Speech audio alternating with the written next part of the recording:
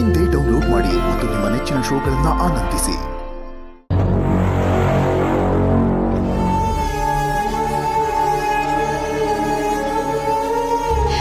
ಇದೇನು ಮಾಡಿಬಿಟ್ಟಿರಿ ಪ್ರಾಣನಾಥ? ಕೋಪದಲ್ಲಿ ನಿಮ್ಮ ಮಗನನ್ನು ನೀವೇ ಕೊಂದು ಬಿಟ್ಟಿರಿ. ಎಲ್ಲವನ್ನೂ ಅರಿತ ಪರಮೇಶ್ವರನಿಗೆ ಈ ಪುಟ್ಟ ಬಾಲಕನ ಮೇಲೆ ದಯ ತೋರಬೇಕೆಂದು ಮನಸ್ಸಾಗಲಿಲ್ಲವೇ? ಇವನನ್ನು ಸೋಲಿಸಿ ಅವನ ತಲೆ ತೆಗೆಯುವುದು ಅಷ್ಟೊಂದು ಅಗತ್ಯವಿತ್ತೇನು?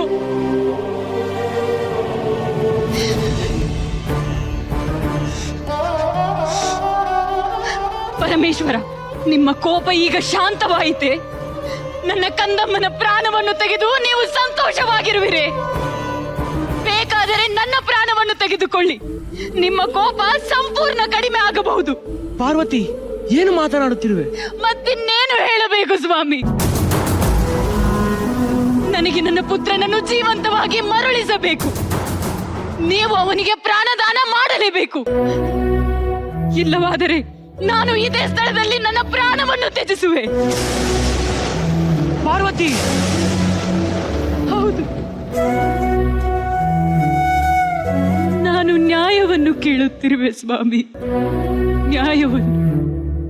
ಕ್ಷಮಿಸು ದೇವಿ, ಪ್ರಾಣದಾನ ಮಾಡುವುದು ಅಸಂಭವ. ಹಾಗಾದರೆ ನಾನು ಜೀವಂತವಾಗಿರುವುದು ಅಸಂಭವ. ಶಾಂತಳಾಗು ಪಾರ್ವತಿ, ಶಾಂತಳಾಗು.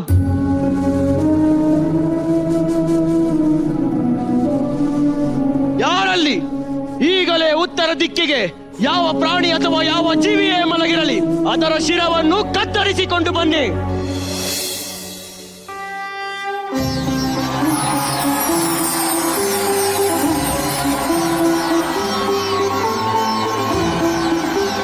ಅಮ್ಮ, ಕಂದ, ಇಲ್ಲಿದ್ದೀನಿ ಮಗು.